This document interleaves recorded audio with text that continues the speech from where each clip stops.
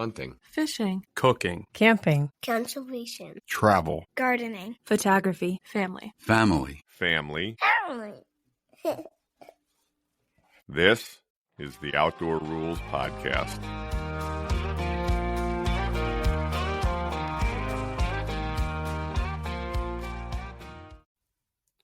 Hi, everybody, and welcome to the podcast. Mike here. Well, I got a confession to make. I lied to all of you. I said that the Norway episodes would be a trilogy, and I got into editing all of the fishing content for this week's episode, and it turns out I actually have 2 episodes worth of fishing content.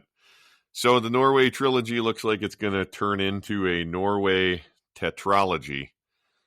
Go ahead, look it up. I had to. So it's going to be 4 episodes on Norway. This week we're going to talk with a brand new guest, Zach Klein, and Poppy's with us, and then Robert's in it for half the episode, although we were kind of recording it late in the evening and he dropped out on us. But anyway, obviously really excited to finally bring you the fishing content for the Norway trip. So here we go. We're going to jump right into it. Robert, where are we? in Norway. What are we doing? Hanging out at home. At the apartments? Yeah. At Camp Halibut? Yes. What have we been doing all week? Fishing. So we've done a little fishing or a lot of fishing? A lot. And what kind of fish have we caught? Redfish, halibut, wolffish, cod, coalfish. That's a pretty good list. Okay, so who's here with us right now? Zach and Poppy. Say hi, guys. Hi, guys. Hi, guys. So that was Zach first and then Poppy. Everybody knows Poppy, but it's Zach's first podcast appearance. First podcast. Ever.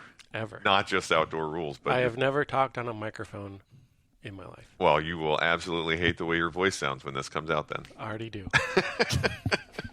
Everybody does. Zach, since you're brand new to the podcast, give us the 30-second bio. My name's Zach. I'm a professor down at New Mexico State. I study fish, and I moved to New Mexico in 2020, and Mike and I quickly became friends, and I think we kind of started hunting together and been pals ever since. And yeah. We're in Norway. Yeah. Tell us about the place. Where are we? So we're in. I'm going to get this wrong. This is Brekkevik? No idea. Okay. Well, we're in a small town on the island of Sørøya, way northern Norway, 250 miles above the Arctic Circle. Something like that. Something around there.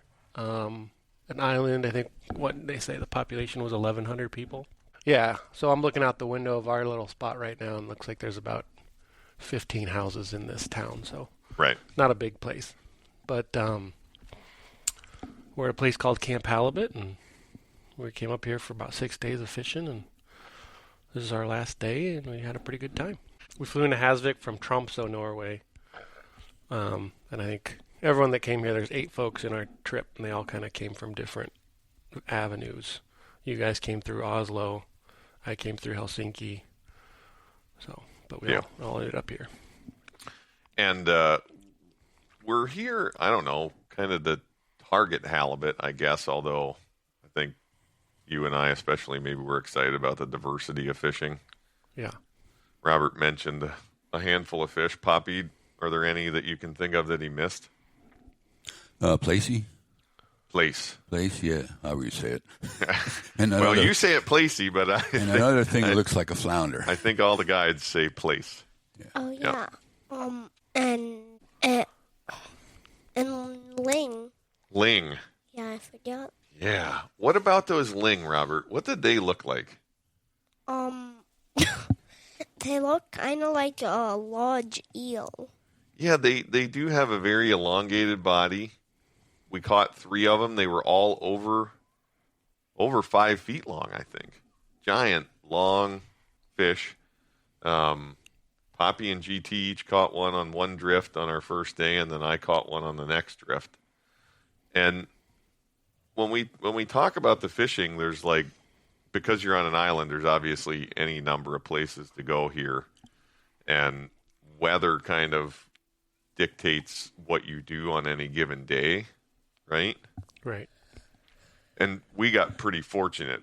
Pretty much every day we've been here, we could have done almost anything that we wanted. Yeah. So, Dad, I guess start at the beginning of the week. We arrived here on Monday, but Monday wasn't a fishing day. Flew in, spent the day. Well, what did we do? What did we do Monday? I don't know. What did we do Monday? We didn't go fishing. Zach, what did we do on Monday? Well, we got in. We had early flight from Tromsø, so I think we got here at about 8:30 or 9. Yeah. Something pretty early. And you can't check into the lodge until 6, but they gave us a free pass to check in at 4, but we still had a full day. So we had 2 vans, and we drove around. I think our first destination was Black Sand Beach that turned out to be a kind of a gray sand beach. I think I promised a black sand beach, Yeah. but it was more of, yeah. Regardless, it was very pretty, very nice. Fished a bit, kind of just took in the scenery. It's very, very beautiful here. A lot of kind of bare rock cliffs with a lot of green vegetation. Then we went and got groceries in kind of a very haphazard manner. Yeah. But it worked. And then we split up, and you guys went and looked at a bird colony, I believe. Yeah, just up the road here Up the from road. camp. And then we went the other way on the island. There's kind of just a main road, one main road. We went the other way and fished off of some rocks and didn't catch much other than a sunburn. Yeah. There's not a whole lot here on the island, and I figured with help from the folks here at Camp Halibut, I was connected with a guy who rents cars Yeah. on Facebook, more or less. So I sent a couple $100 to some guy from Facebook, and it was the kind of car rental where they're like, oh, yeah, car's out in the parking lot, keys are above the sun visor. Yep. Bring it back full of gas, which that ended up kind of being a problem too. But that it turned out it was absolutely great. If you're going to come to Hasvik, Norway, and you need a car, find Christian on Facebook. He seems like a good dude and has been very accommodating and helped us rent a couple of cars. So that was kind of fun. We had the day to tour the island. You mentioned we had to get our own groceries. That's part of the deal here at Camp Halibut. So we went to what we thought was going to be the biggest, kind of the main grocery store, which is in Hasvik, because that's where the airport is and everything. And I don't know, Dad, do you think that store was any bigger than the other 2 on the island? No, I think it seemed to me like any of the 3 stores were fair. Yeah, so there's 2 that are closer to camp. Right. And the main one in Hasvik. But yeah, we bought a bunch of groceries, which actually kind of worked out. I mean, we haven't really run out of stuff we absolutely needed and didn't have some solution to. So that was good. Yeah. We don't seem to have an excess of stuff laying around. No. We didn't have to go back a second time. So Right. this time. Right. So there you go. That was Monday. Then Tuesday we started fishing. Tuesday was one of the big days. What did we do on Tuesday? Right from the start, all the guides were saying, and we had heard this even before we got here, there is an area that's about a 2-hour boat ride to get to. It's an area where it's like a plateau in the water, where it might come up to some places less than 10 feet. No, it was less than 30 feet deep, but it's surrounded all around the edges by deep water. And also right where that is, the Gulf Stream comes up through from Florida, of course, and turns into, I think, the North Atlantic Current. But that goes right past there. So that tapers, or not tapers, it affects the water, so it's maybe not as cold as it normally is, and it also drops a lot of the things that fish need from bottom up for feeding.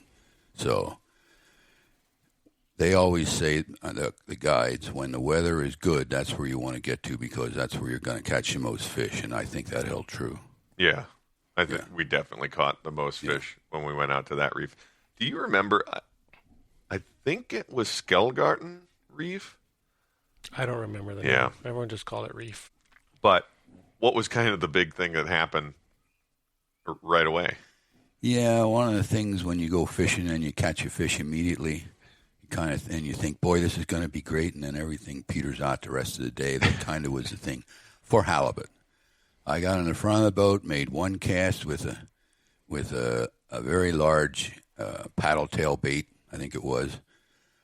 Caught a halibut immediately. The guide even said, "Oh, you got one already." Yeah. Yes. So we got that in, and then after that we were fishing around for a bunch of different species, but we didn't. I don't remember we didn't catch too many more halibut out there that day, did we? I don't think our boat caught another halibut that day. Period. And you guys maybe had a small one. Maybe? I don't remember a halibut. They had a small one on. They did. You have a good memory, don't you, Robert? Yeah, you guys brought a small one back the first day. Yeah, I think you're right. I think they did catch a small size keeper that day. Good job, buddy. Thanks. And like you were saying, anytime you catch a fish in the first cast, basically, you either better catch one in the next 2 or 3 casts, or you know you're going to be in trouble. And they just proved to be real elusive for us. And I think maybe it wasn't we didn't not want to focus on them completely, but I think that was probably our target fish. Right. So. But when we were out there on the reef, we also caught a bunch of other fish, those ling that we mentioned before. This place is really known for 2 things, and that is big halibut and really big cod. Right.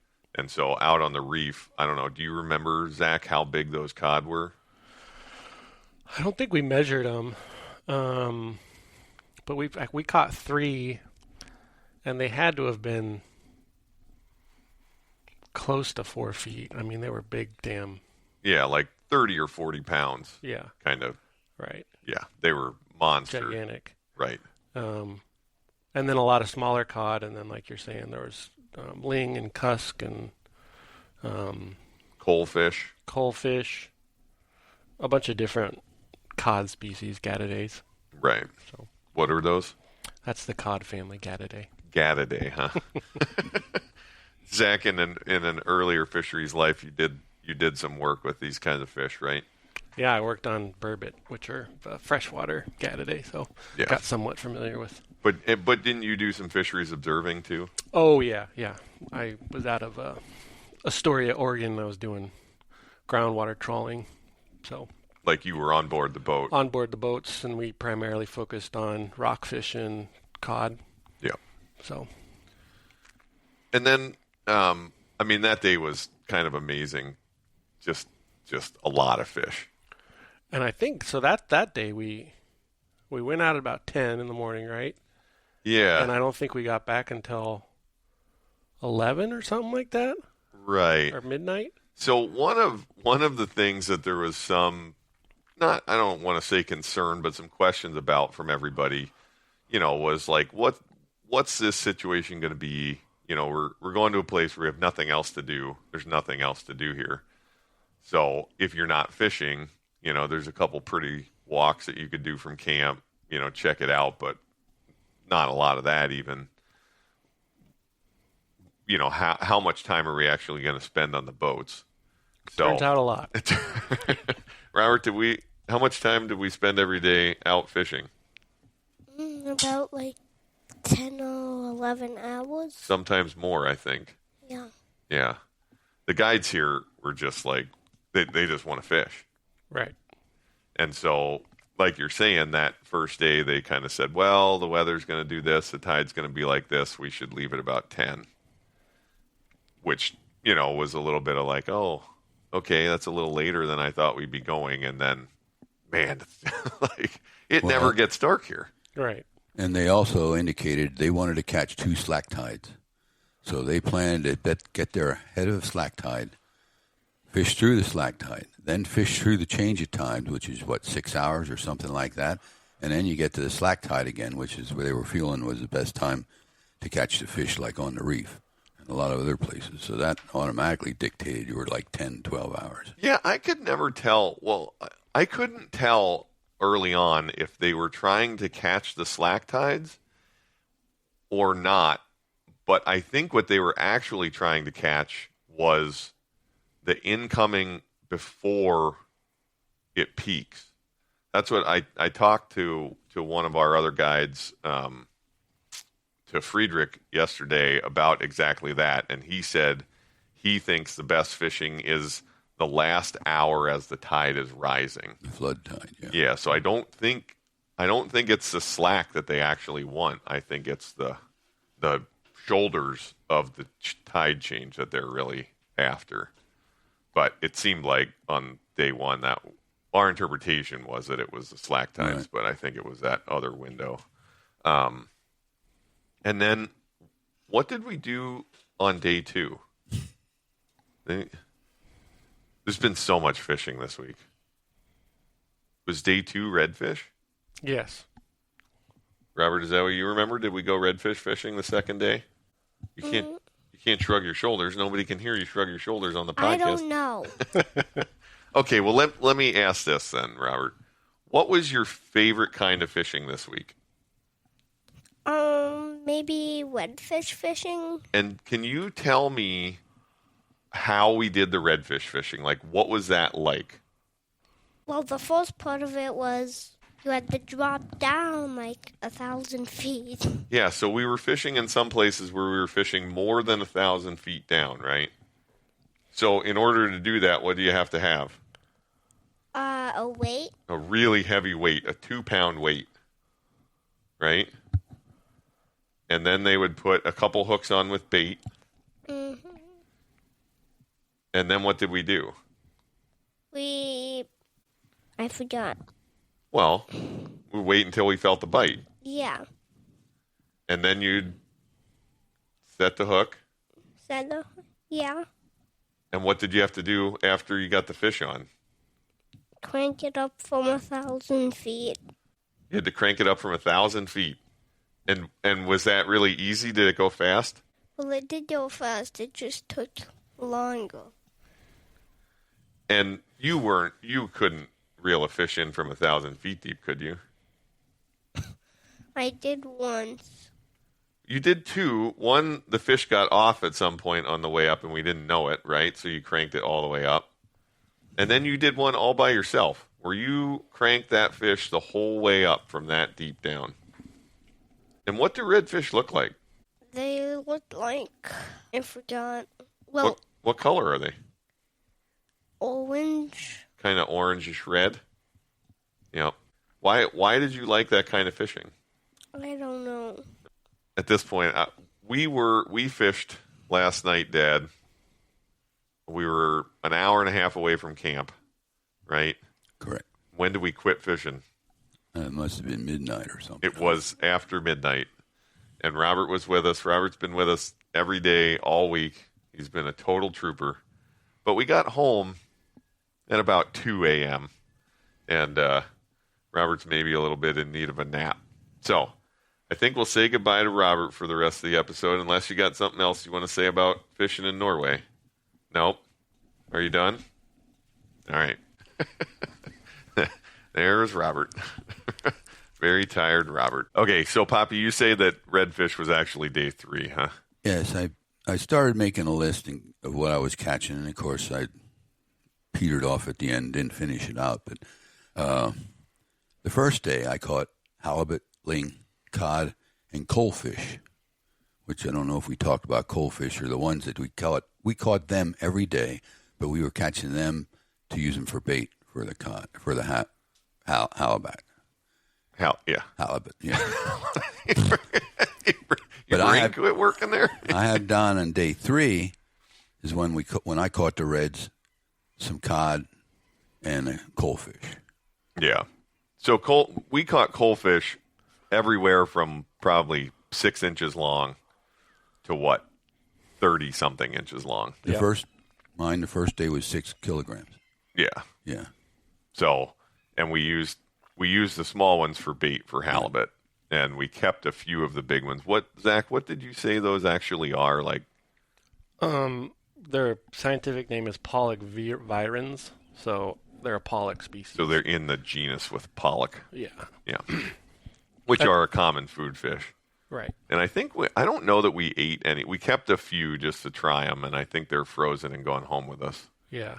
I don't think. I mean, it seems like the majority of the fish that we caught were some form of cod species. Right. Excluding the halibut and the redfish. And so day 2, Dad, what did we do on day 2? What did we actually do? I have no idea. I have put down. I didn't catch any fish. No. So I don't remember. That was the day. That was the day that your boat must have first gone over to the fjord to the north, what they call going up north. And we'll get into that a little bit, but there was that second day, I guess, we sort of separated a little bit. Nate and I took Robert and Nate's daughter, Emerson, and we kind of stayed a little bit closer to camp. We messed around. We fished for halibut a bit in the morning. We didn't catch any. We came back. We fished for wolffish. I can't remember if it was Nate or Emerson actually caught a wolffish. GT caught a wolffish on the first day, a pretty nice one, probably the nicest one of the trip out on the reef. So those were also out there. I'm thinking that Zach might remember this second day. When did you catch the big? I think that might be true, yeah. Because you it caught was that the second. Us on the small boat, or on the, yeah. And I caught the big, or I caught the second biggest cod of the trip, halibut of the trip. Right. We're going to have to edit all of this out. I caught the second biggest halibut of the trip. So far, yeah. Who knows what's going to happen? Yeah. I guarantee you those guys went somewhere to fish for halibut to try to catch one to beat Dad's. Yeah. Yep. Yeah, and so part of the reason why all this is confusing is because we're in 2 different boats. There's 8 of us, but we're not all together. We're generally split 4 and 4, or something close to 4 and 4. And there's the big guide boat and then the smaller boat. The big boat is really nice, has a cabin with seating for 6 people in it and heat in there, which I think they did turn on for the kids a time or two. But towards the end of the week, we kind of started cheating towards having the kids on the big boat because it was more comfortable and meant everybody could keep fishing without having to worry too much about the kids. Yeah. Yeah. But so, I don't know, talk about that a little bit. I mean, we talked about the reef, and when we were out on the reef, we kind of did 2 things. Mostly we threw curly tail or plastic grubs, paddle tails, and curly tails. You guys, we did it a little bit, fished a metal spoon, right? Yeah, I think they called it a pilk. A pilk? Yep. Yeah, and it's like a... It is. I guess it's like a metal spoon, but it's or a jig, a metal jig. Yeah, it's a metal jig, and it's probably 4 or 5 inches long. Oh yeah, maybe I longer. would say even bigger, almost 10 inches, with a little treble hook on the end, and you just kind of bounce that up and down. And that was, I think that was primarily what we did the first day. It was a lot of jig fishing. I don't remember using much bait. Yeah, well, we did catch some coalfish on our boat, some small ones, and then I did start halibut fishing with a coalfish as bait that day. Okay. That's actually, I caught a cusk or 2, which, what do you know about that fish, about cusk? I don't really know much. I mean, it's another cadiform, another cod, but I don't know its scientific name. Yeah. But it's, they all have kind of varying shapes, but they have kind of an elongate body, not as long as the ling, but I would describe them as kind of a sausage shape almost. Yeah. I mean, they're elongate and kind of. And they're real aggressive. We caught them almost every day. Yeah. Like from when we fished for redfish in 1,000 feet of water, we caught one doing that somehow. Right. To, fishing in 20 meters of water close to shore. We caught them there too. So like we encountered them everywhere. And what's interesting about them, or one of the interesting things to me about them, is we had a meal in Reykjavik where we didn't know what they were, but they were on the menu. So we got some, and it was pretty straightforward grilled fish, and we thought they were quite good. Mm-hmm. and then we definitely kept a few during the week. And I was talking to one of the guides about it, and I believe what he told me is that in Norway, they're kind of considered a good quality fish. He almost said a delicacy, but all the guides that are here, none of them are actually from Norway that we've been fishing with. The camp is owned by Swedish folks, and most of the guides are Swedish, and then there's one Dane. But they were basically saying that, like, in Sweden and Denmark, people don't eat them. But in Norway, they do. And we did in Iceland. So, and I assume it's the same fish. And that one we didn't try, did we? I don't think we've tried one. Okay. Because that one night you cooked 3 different species, didn't you? Yeah, I think we cooked haddock and maybe wolffish that night and cod. Okay. I think. Anyway, God, it's been a long week.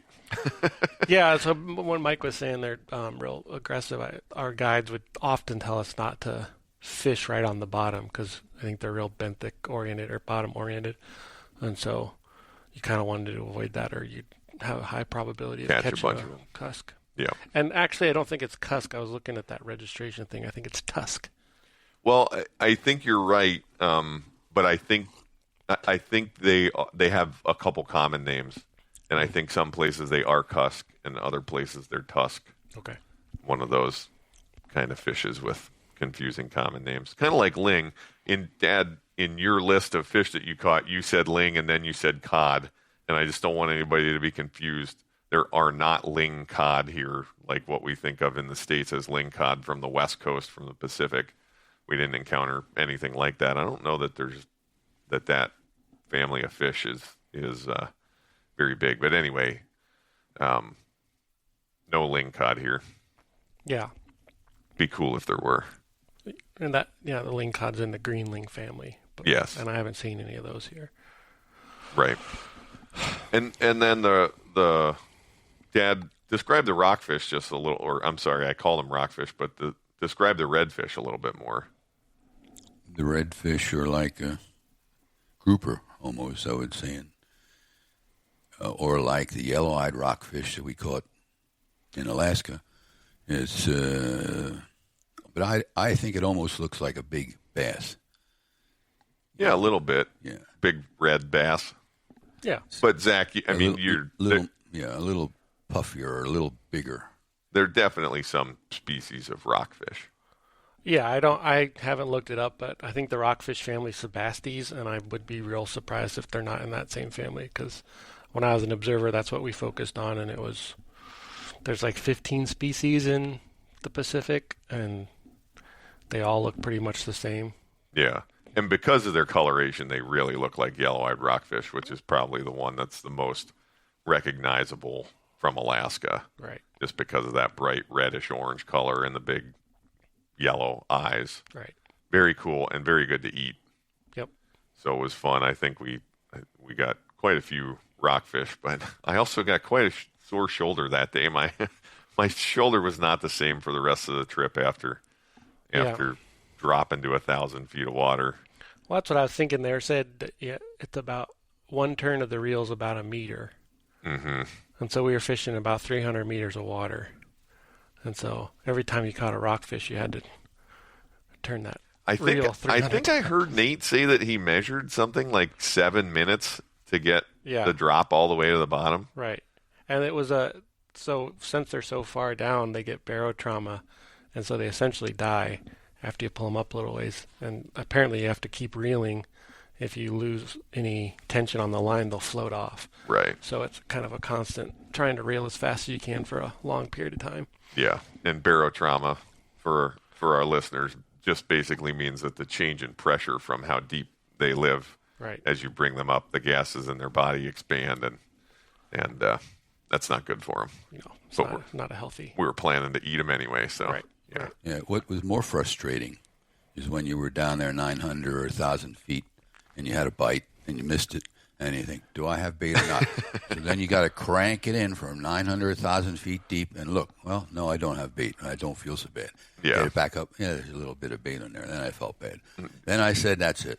wish you had left. When I it down catch there. my first one, I'm quitting this. I don't want to crank them up from down there that deep anymore. So I dropped in. It happened. The next time I cranked it up, I had a double. Yeah. So, and the other thing about it is, like you were indicating, they more or less die on the way up. You start with, oh yeah, I definitely have something, and then after a while, as you're cranking it up, it's like, I don't know if I have a fish anymore. Mm-hmm. You know what I mean? Because they're not fighting; they're actually right. floating. So it's not like going out for smallmouth bass and throwing and getting the fight that comes with them. I didn't think there was a lot of fight with them, but it was pretty impressive. A tub full of them. Yeah. In a really nice color. Yeah. Yeah, and they're really good to eat. Yeah. And I was surprised that Robert liked that as much as he did. He honestly, I was really proud of him that day. I mean, he wanted to reel one in. They hooked one on the front of the boat, and he reeled that thing up from 1,000 feet, and then he got there, and it wasn't on anymore. Mm-hmm. And he was pretty heartbroken about it. And within like 30 seconds, I hooked one on my rod, and I was like, Robert, I got one. Do you want to try to reel this one in? And he just came over, and I did not touch that reel handle. He cranked that thing all the way up himself. So basically 2 of those in a row.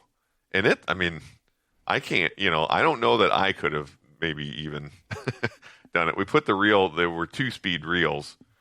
Our reels were 2-speed reels anyway. I think some of yours were, and they didn't tell you guys maybe, but there was an easier and a harder setting, just like gears in a bicycle. Yeah. And so I could put it in a lower gear, which made it easier for him to turn the handle, but he had to turn it a lot more times. And man, he cranked that redfish all the way up to the boat, and I got a picture of it. He was quite proud of himself, and I was proud of him too. It was really kind of one of my favorite moments here. Yeah, I think out of everything it's been a very fun trip, but it's been very impressive how both of the young people on this trip have handled it. Yeah. I guess Emerson's 13 mm-hmm. and Robert's 6, and boy, they've been troopers. They've been troopers, and, Emerson's been really kind to Robert, mm-hmm. Really kind of taken him under her wing and helped him out. And they sit in that guide boat, and they fish a lot of the day. I mean, they're out and about in the cabin, but frankly, especially for Robert, the gear's mostly too big for him. Right. If he hooked a halibut, he'd lose the rod, if not the Robert himself over the rail. But yeah, when we had slow periods, and there's been some slow periods of fishing for sure. Mm-hmm. They're in the cabin of that boat playing cards or watching a movie on the iPad or something, but I did not feel like in any way having the kids here inhibited me from fishing the way I wanted to, really. Right. So. No, I mean, you were talking about they're in the cabin most of the time, but if there was any activity going on outside and they knew it, boy, they were right there. Oh, they were on deck. They thought somebody had a fish hook. They were there. And not like trying to grab the rod and reel every fish in or anything. They were just part of the excitement. Mm-hmm. They both like to fish, that's for sure. So yeah, after Redfish Day, you guys, talk about that. So you went up north on day 2, and it was you two and who else? GT and Neil. Yeah. And you spent an entire day targeting halibut in a place that the guides felt like was probably one of our best chances of catching some halibut. Right. And we bebopped around a lot more. So I guess on other times when we've targeted halibut, it seems like we go to a spot and we probably spend 4 or 5 hours there. And I think on that day, we were kind of jumping around from spot to spot a little bit more. And it wasn't, I don't feel like it was lights out, but I would say it was kind of in one bay, but it was a lot of different places. Yeah, like they call them fjords here, but it's kind of like a very big bay with different smaller bays or kind of inlet areas. So you go to one and then you jump over to another one and then you cross the bay and you go to a third one. And on a day you're targeting halibut here, what's the day kind of layout like? So you run out and you get your look like you're kind of trying to identify a high point in the open ocean. That's where the coalfish tend to hang out low, the schools of coalfish. So you get them, then you drop a sabiki rig, is that what they call them? Yeah, sabiki rig. But they got like little little squid jigs on them. And then you'll pull up a bunch of coalfish and put them in the live well, and then run to your spot, and you hook a coalfish through the nose on a big circle hook. Yeah, like 4 to 8 feet or something of leader. And I think those weights were like probably around a pound. Yeah. And then you just drop it down, and then depending on who you're fishing with, you're kind of pulling it up 5 to 15 meters off the bottom, and then they call it a drift. Usually it's guided by the wind and current, and then if there's no wind, it's boat driven. But essentially you're drifting over a spot that the guides think are good halibut habitat, which is often kind of between 40 and 30 meters of water. Yeah. I'd say probably the shallowest that I know that we caught one was around 20 meters, and then the deepest was maybe 40. Could have been a touch deeper than that, but like not to 50. So we're talking about 60 to 150 feet of water, something like that is what we were fishing in. Right. And I think one thing, I don't remember that we touched on it here yet, but using coalfish for bait, we're talking about a fish that's anywhere from 10 to 18 inches long. Yeah, right. We fished with some big baits and even caught some fish on some big baits. But that second day that when you guys went up there, that was kind of representative, I think, of how it went, right? Because did you guys land 3 that day? Well, there was your big one. I think Tim caught one, didn't he? I didn't remember. I'm pretty sure you had a keeper that day. Yeah. Maybe that's where Neil broke one off. Could have been, yeah. Yep. I think for the listeners, one thing to remember is that I think we've gotten about 4 hours of sleep every single day. So I can't quite remember all this. It was Tim. Tim's hooked a big one. Oh, that's and right. It went under the boat, and I thought maybe it got cut off in the motor, or somebody said no, it wasn't that, but it broke off under the boat. Broke off under the boat. Yeah. But you spent, more or less, probably 9 or 10 hours of actually fishing up there, drifting around to find them. Mm-hmm. And, that's kind of the game here. I think you don't ever know what to expect when you go to a new place. You're going to find what you're going to find on the internet about it. But they catch absolute giant halibut here. Halibut over 2 meters long. Particularly in late May and early June is when they catch the really big ones. But I would say, comparing this to the Alaska halibut fishing I've done, the halibut definitely averaged much, much bigger here. Even the ones we caught, like right now as we stand, I think they estimated the biggest one at 143 pounds, which is a freaking big halibut. Mm-hmm. But we didn't catch a lot of them. Right. So you guys went up there on day 2. Day 3, we went redfish fishing. Day 4, we decided we were all going to go up there, both boats going to go up there again. And then that ended up being what we did for day 4 and day 5. Right. And again, as you mentioned earlier, Zach, one of those days I think we left at 7:30. Right. Because they said this is the weather window, we need to go because it's going to be calm in the morning, and then in the evening it's supposed to get windy. And it's a long run. We're talking about running an hour and a half or something. But then you just go and drift around, and that day 4, we had a really kind of odd day, and one that we're still not totally sure we can explain, but one boat landed 8 halibut that day. Yep. Which was like by far the best day of halibut fishing. But the other boat, which we were in sight of each other, and I was on the other boat, we landed 1. Yep. And there may have been a little bit difference in technique in terms of how far off the bottom we were fishing or something. But, these guides are good. They know what they're doing. They want to catch fish. And I don't know, it was just one of those days where kind of a tale of two boats. Yeah, I think our guide that day was Oscar, and when we got ready to come back, he said that was one of the most frustrating days I've ever had. I mean, like you said, we were fishing the same spots as the other boat. We were doing the same drifts. They were pulling in fish after fish, and we couldn't.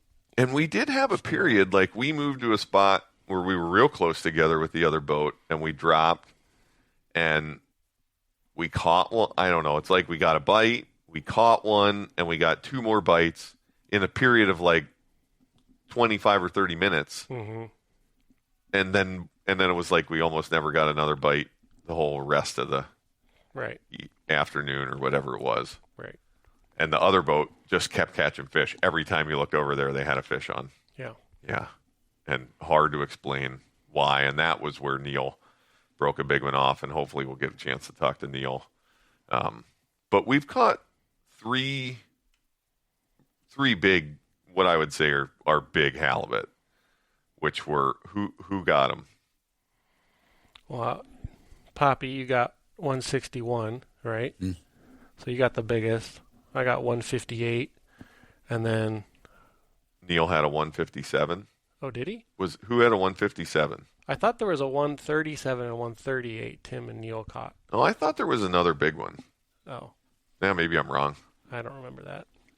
And the rules are you can't, nothing over out 130, right? Yeah, so in Norway you can't keep a halibut under 88 centimeters, which convert that to inches for us, about 30. Yeah, sure. I don't know. It's less than a meter, so yeah. I just subtracted 6 inches from 3 feet. And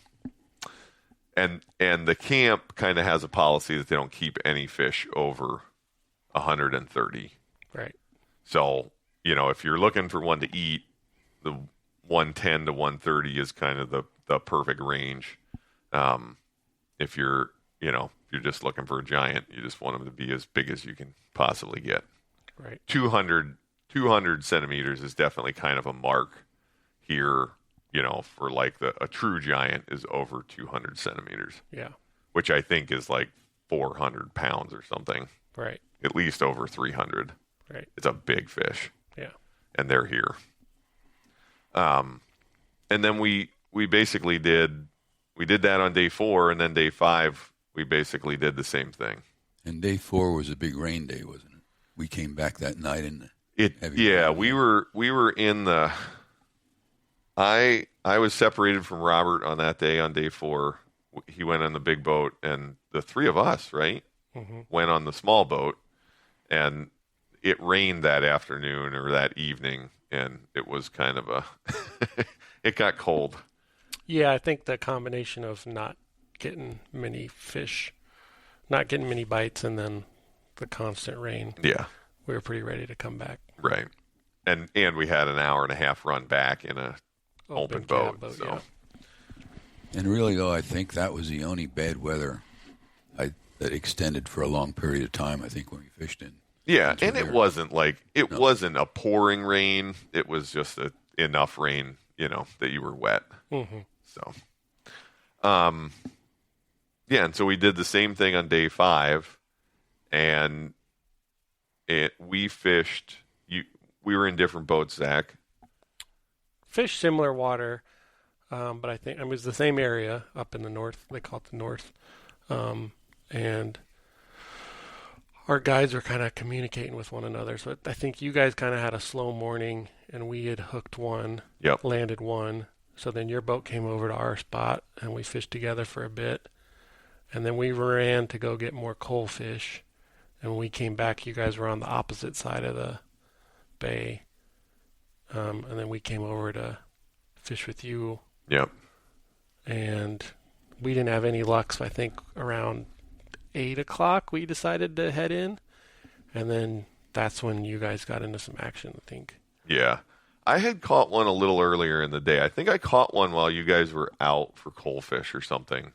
Yeah. I caught the two that we actually boated were pretty far apart.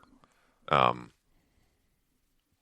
then, at about 10 o'clock that night, Dad, you laid into a big one.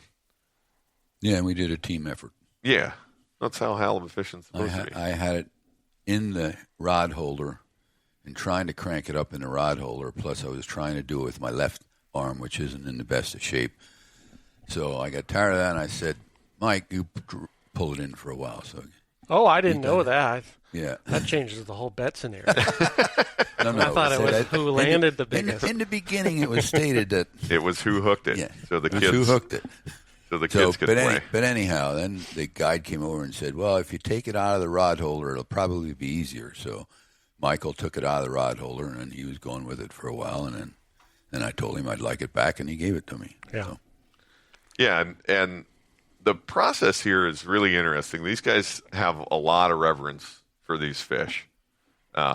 They really care about big halibut, and it's really clear in how they handle them. And so when we got a big fish next to the boat, one that we weren't going to keep, or was too big to keep, they can you kind of describe what they did when you had that one?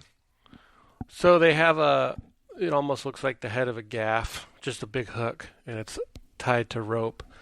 So when they get them in, they'll throw that through the lower jaw and rope them, and that's kind of tied off to the boat. And usually at that time, the halibut kind of start kicking and squirming because they want to get away.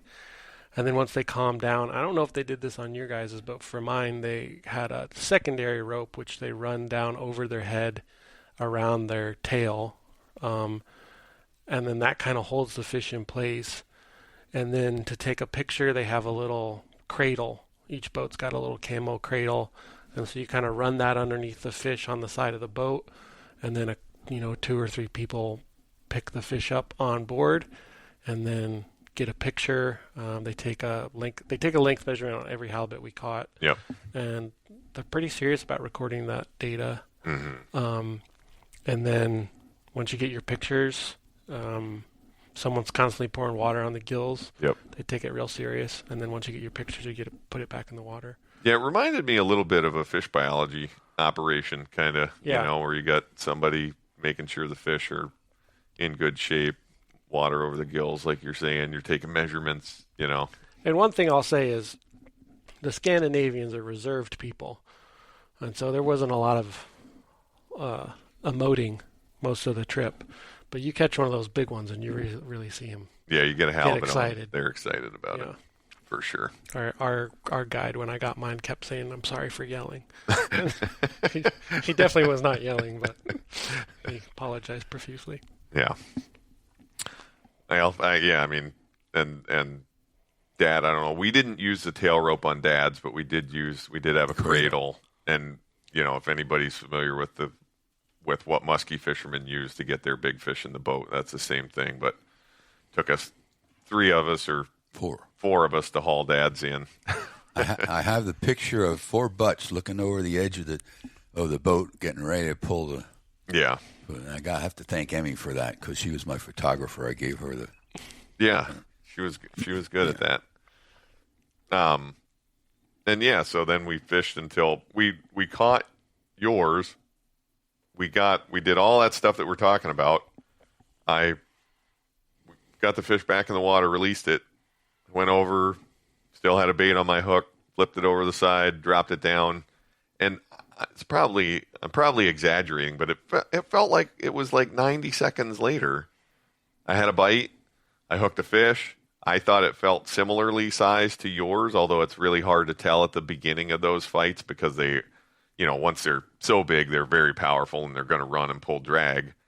And I had him on for, 15, 20 seconds or something, and he came off. But it was like, oh man, this is the start of it. Whatever's changed, the tide changing, it actually started spitting a little bit of rain, and then I think that was it. I don't think we got. Oh, Nate had one hooked actually, or had a really good bite on a jig.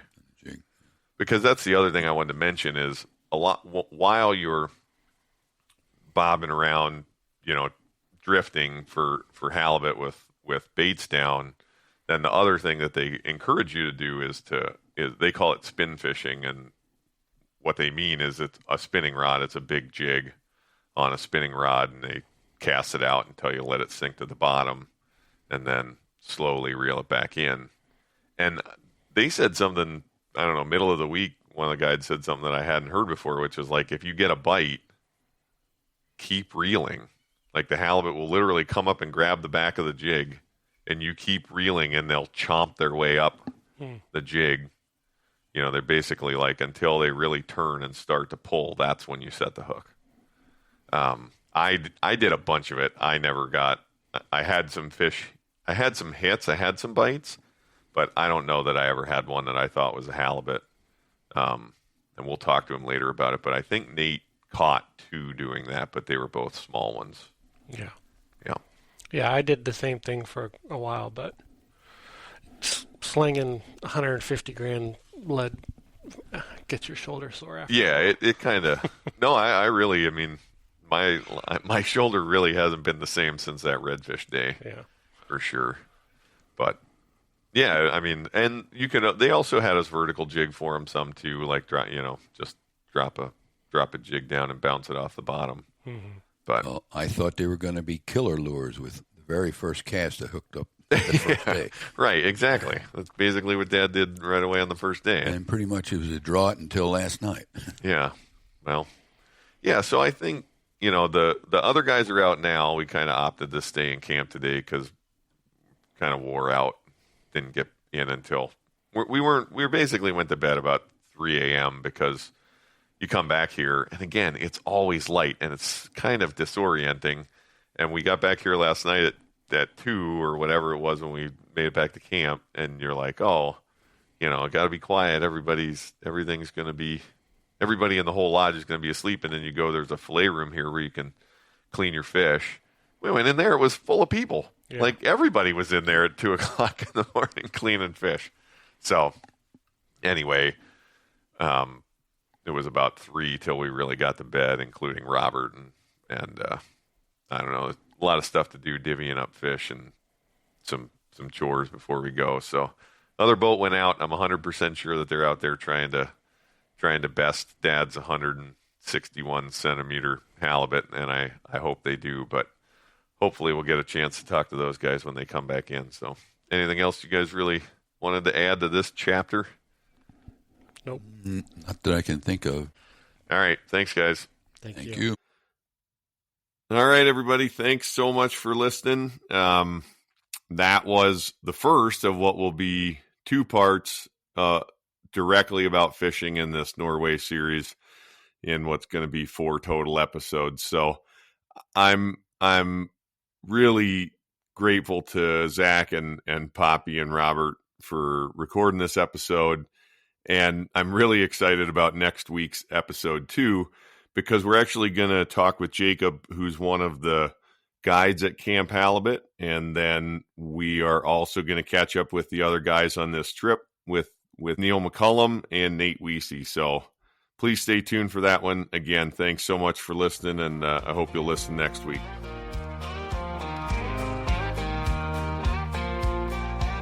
Hunting and fishing, the great outdoors, mixing history, laughter, love, and folklore, creating memories with family and friends. These are the trophies that matter in the end. Outdoor rules.